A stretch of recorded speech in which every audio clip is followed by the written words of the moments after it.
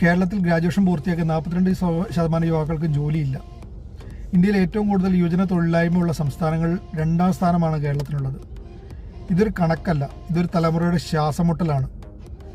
നമ്മുടെ അയൽ സംസ്ഥാനമായ കർണാടകം ഇന്ന് ഇന്ത്യയുടെ സിലിക്കൺ വാലിയാണ്.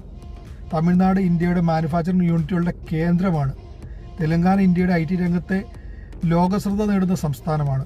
പക്ഷേ കേരളം, ഒരു കാലത്ത് എഞ്ചിനീയർമാർ മാത്രമാണ് ഈ കേരളം വിട്ടിരുന്നെങ്കിൽ ഇന്ന് MBBS കഴിഞ്ഞ ഡോക്ടർമാർ പോലും കുറേ ശമ്പളം കാരണം കേരളം വിട്ട് മറ്റ് സംസ്ഥാനങ്ങളിലേക്കും വിദേശങ്ങളിലേക്കും ചേക്കേറുന്നു. ഇതൊരു ജോലിയുടെ മഹത്വം കുറച്ച് പറയുന്നതല്ല. പക്ഷേ ഒരു ചോദ്യമുണ്ട്, ഇത്രയും പഠിച്ച നമ്മുടെ കുട്ടികൾ സ്വന്തം നാട്ടിൽ എന്തുകൊണ്ടും ഭാവിയില്ലാതാകുന്നു? IT ഹബ് ആകാൻ കേരളത്തിന് എല്ലാ സാധ്യതകളുമുണ്ട്. അന്താരാഷ്ട്ര കേബിൾ ശൃംഖല നമ്മുടെ തീരത്തിനടുത്ത് കൂടിയാണ് പോകുന്നത്. IT-യിലേക്ക് വലിയ ഭൂമിയുടെ ആവശ്യമില്ല.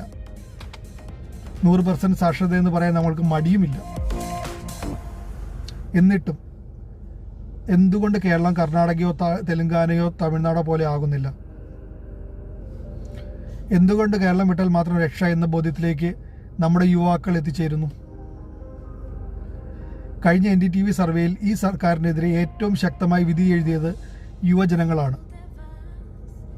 ജോലിയില്ല, അവസരങ്ങളില്ല, ഭാവിയില്ല. ഇങ്ങനെയൊരു അവസ്ഥയിൽ യുവാക്കൾക്ക് കടക്കുപുറത്ത് എന്ന് പറഞ്ഞാൽ അത്ഭുതപ്പെടാൻ ഒന്നുമില്ല. കേരളം രക്ഷപ്പെടണമെങ്കിൽ യുവാക്കളെ രക്ഷിക്കണം, ജോലി ഇവിടെ സൃഷ്ടിക്കണം, ഭാവി ഇവിടെ തന്നെ ഉണ്ടാക്കണം. ഇല്ലെങ്കിൽ കേരളം വിദ്യാഭ്യാസം മാത്രം കയറ്റുമതി ചെയ്യുന്ന ഒരു സംസ്ഥാനമായി മാറും. Thanks for watching.